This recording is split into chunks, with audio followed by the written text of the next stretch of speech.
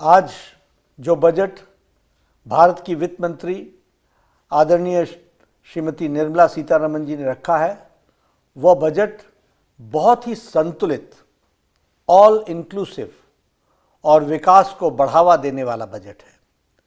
यह बजट विकसित भारत के संकल्प को गति देने वाला बजट है।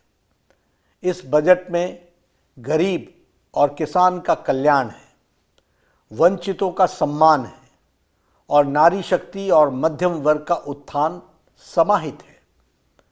हमारा बजट इस प्रकार से कहा जाए तो यह आम व्यक्ति का बजट है, सिटीजन सेंट्रिक बजट है। ऐसे सर्वस्पर्शी और हर क्षेत्र के विकास को गति देने के लिए समर्पित बजट के लिए मैं आदरणीय प्रधानमंत्री श्री नरेंद्र मोदी जी का हार्दिक अभिनंदन करता हूं।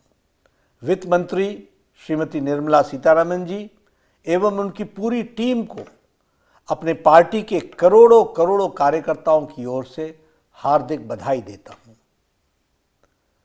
सशक्त नेतृत्व ही विकसित भारत को आकार दे रहा है। प्रधानमंत्री नरेंद्र मोदी जी के कुशल नेतृत्व में देश विकसित भारत की यात्रा का साक्षी बन रहा है। पिछले 10 वर्षों में प्रधानमंत्री जी ने अथक परिश्रम के साथ लगभग 25 करोड़ लोगों को गरीबी की रेखा से बाहर निकाला है। साथ ही देश के मध्यम वर्ग के परिवारों को बहुत बड़ी राहत प्रदान करते हुए टैक्स में के दायरे में छूट 12 लाख रुपए तक का बढ़ा दिया है।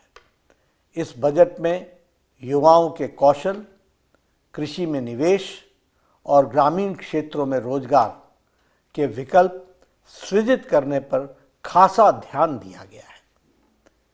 इस बजट में अध्यात्मवाद और आधुनिकता का अद्भुत संगम देखने को मिलता है। रामायण सर्किट और बुद्ध सर्किट के निर्माण की घोषणा के साथ साथ राज्यों के इंफ्रास्ट्रक्चर विकास के लिए 1.5 लाख करोड़ रुपए का प्रावधान किया गया है। न्यूक्लियर एनर्जी मिशन के लिए 20,000 करोड़ रुपए की शुरुआत में भारत ऊर्जा क्षेत्र में आत्मनिर्भर बनने की दिशा में एक बड़ा कदम है।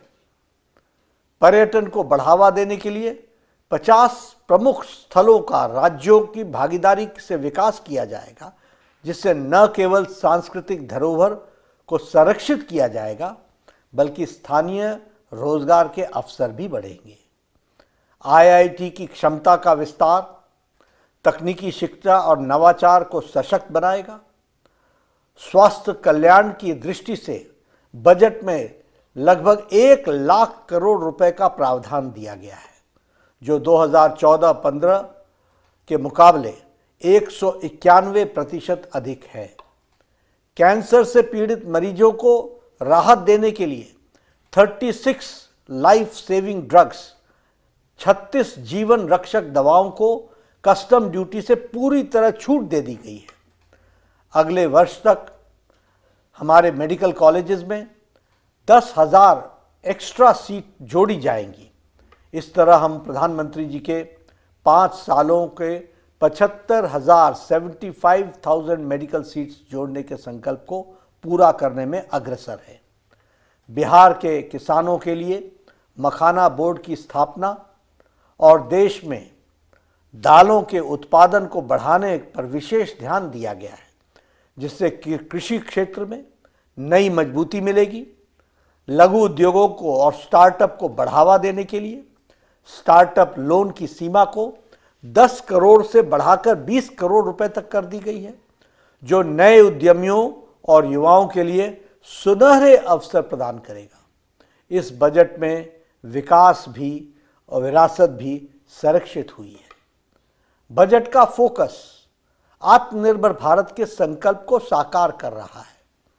भारत को वैश्विक आर्थिक स्थिति और आर्थिक शक्ति के रूप में स्थापित कर रहा है। This is the golden era of development and of reforms. विकास का गोल्डन एरा यानी स्वर्णिम युग है। मैं पुनः ऐसे कल्याणकारी बजट के लिए, सिटीजन सेंट्रिक बजट के लिए आदरणीय प्रधानमंत्री श्री नरेंद्र मोदी जी को और वित्त मंत्री श्रीमती निर्मला सीतारमण जी को एवं उनकी पूरी टीम को कोटि कोटि साधुवाद देता हूं, बधाई देता हूं।